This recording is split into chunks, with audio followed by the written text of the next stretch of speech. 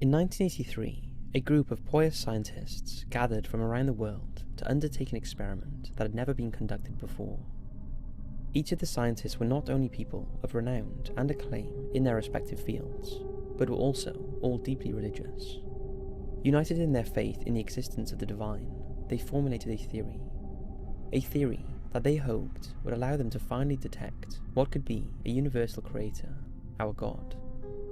To detect such a thing would allow us to measure, and if we can measure the existence of God in some way, then, thought the scientists, we can prove he really exists. The idea, though radical and as of yet untested, postulated that perhaps humanity's array of senses was the very thing that disallowed us to sense the presence of God. They hoped that by removing the body's access to its physical senses, it would force the body to somehow compensate.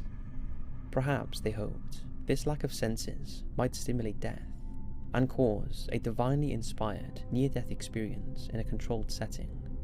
The theory was controversial, as one might expect, but the scientists were lucky enough to have a volunteer for their experiment, a hermit who lived in isolation in the hills surrounding Rome, who came to these men and explained that he had a vision of them.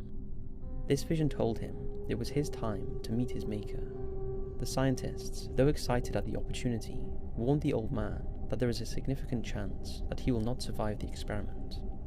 The hermit was not bothered, telling the scientists that he had lived a long life in service of his God, and that he was ready to die. The surgeon of the group, a devout Hindu man, performed an extensive and highly experimental operation on the old hermit, carefully severing every sensory nerve in the brain. By the end of the procedure, the hermit had lost all of his senses and was then steadily injected with a carefully measured dose of tranquilizer to dull the pain of the surgery, without affecting his state of mind. The skill of the surgeon was such that while his patient had lost all feeling, he did not lose his ability to speak, nor did he lose control of his muscles. And so, the scientist monitored the old hermit, who was now all alone with his thoughts. For the first 2 days, there was nothing of note. The old man mumbled frequently, his sentences slurred, and only half coherent, heard by the scientists, but not by the old man himself. In 4 days, the old man began reporting hearing hushed, unintelligible voices somewhere in his head, but he could neither understand them nor determine their origin. The scientists now started to worry that their experiment had only succeeded in dooming an old soul to psychosis, the onset of which now seemed far more likely to them than the discovery of God. They discussed ending the experiment prematurely, with a few of them certain that this level of meddling with creation could not possibly end well. However, just as they had almost all agreed to end the experiment, the hermit began to weep profusely in his bed. He claimed that his wife, who had died decades ago, was speaking to him, and that, with his thoughts, he was able to communicate back. For a moment, the scientists were even more resolute in their desire to end the experiment, as this had to be a sign that the man had descended into madness.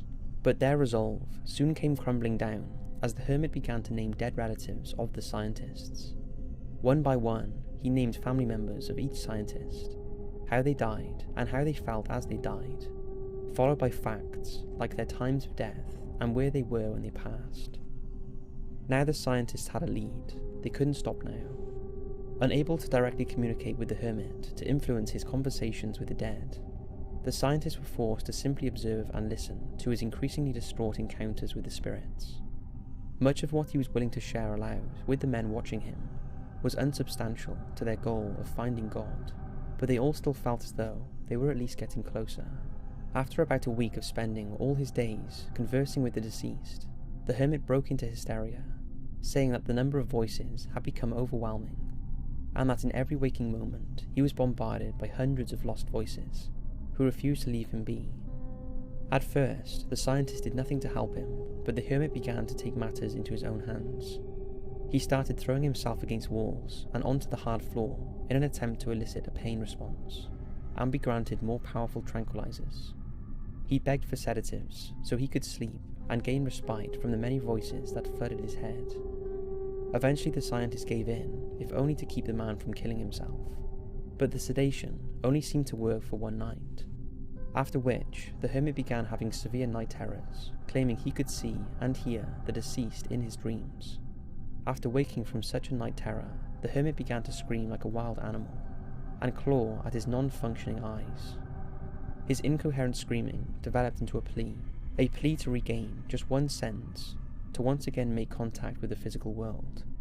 The hysterical old man claimed that he could not hear anything over the thousands of voices of the dead, all of which were now hostile and threatening damnation to hell and the end of the world.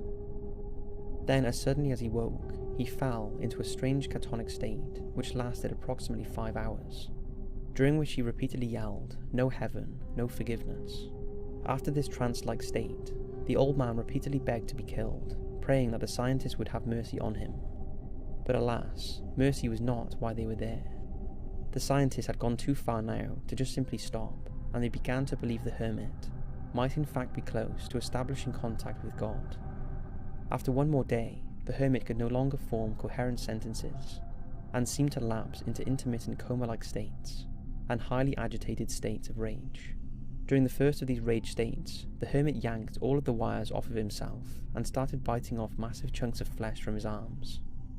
The scientists rushed to restrain him to a table, worried that he may try to kill himself before the experiment could be completed. The man screamed and struggled the entire time they held him down, and continued to do so for several hours after. Eventually he seemed to exhaust himself, and stopping the struggle and blankly staring at the ceiling, tears silently rolling down his cheeks. He stayed this way for an entire week. His constant crying forced the scientist to attach an IV to keep him hydrated. By the end of the week, he was completely silent. His vitals slowed to a rate that appeared akin to a meditative state. One night, as one of the scientists entered the hermit's chamber to check on him, before trading his shift with a colleague, the hermit turned his head and made a miraculous blind-eyed contact with the scientist. The scientist was taken aback. The hermit bared his teeth and then told him in a raged yet clear voice, "I have spoken with God, he has abandoned us." As the scientist gasped, the hermit's vital signs stopped, and the man was dead. However, no immediate cause of death could be determined.